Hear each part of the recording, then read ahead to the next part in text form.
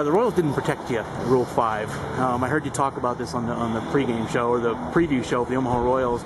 You didn't seem at all disappointed that they didn't protect you and that you were coming back to this club.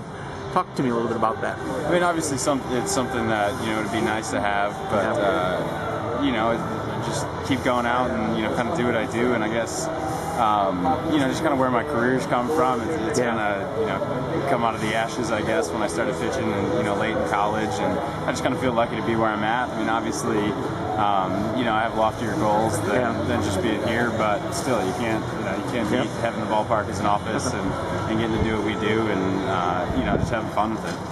In the off season, I heard that you did web design. Talk to me about that some. Is that just a passion you just love to do on the side, or something what? I like to do. I was a computer science major in school, so figured out how to use my degree at some point. It was pretty expensive, so I might as well try to get some money out of it. I just do a little bit of that kind of stuff on the side, just to try to make some money in the off season. It is something I like doing. I hear that you're working with a softball pitching coach. Yeah. Is that right? Yes. In the off season, talk to me about that some. Yeah. And you're working on a riser. Is that correct? Yeah, rise ball.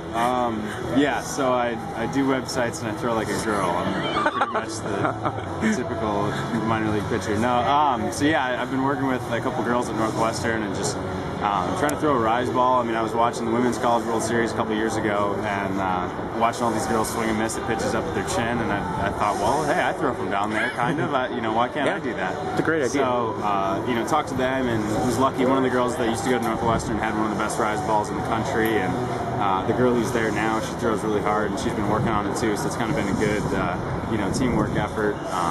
Just talking to their pitching coach and trying to learn how to, get the grip and get the right kind of spin. When can we expect to see it in game action? Is it good? Are you going to bring it out first time out? Soon, yeah, I mean, pretty much right out of the gates. I'll be trying it out, see how it goes. Talk to me about how you developed the delivery that you've come up with. You told the story before, but talk to me about it again.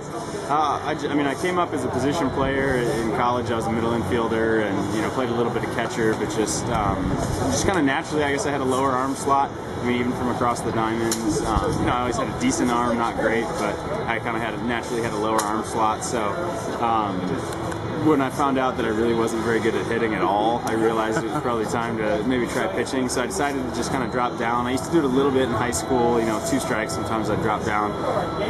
And so my senior year of college, started doing it, started throwing from a lower arm slot. And, hands on the clock, I was probably at 3, maybe 4 o'clock. And then over time, I've slowly, the clock keeps ticking, I guess. And getting closer to the ground. Yeah, closer and closer. So I'm basically at 6 o'clock now, just, straight underneath. And it is weird. Sometimes I see videos of myself and, I didn't even realize how low I was. Or there's other times where I still come set and it's like, man, I got to throw really weird right now. Well, guys like me are used to seeing the Kent DeColvies and those kind of guys, Dan Quisenberries, who came down and they scraped their knuckles almost on the ground on his delivery. Yeah, pretty much. And Bradford's a guy, Chad Bradford, now in the big leagues. He's a guy that I've actually gotten to meet and talk to a little bit and learn some stuff from him. So, there's not a whole lot of us, but there's enough. I have to ask you about the blog. Yes. People are always wondering, when is it going to update this thing? Are you going to start again when the season starts, or is there plans for that?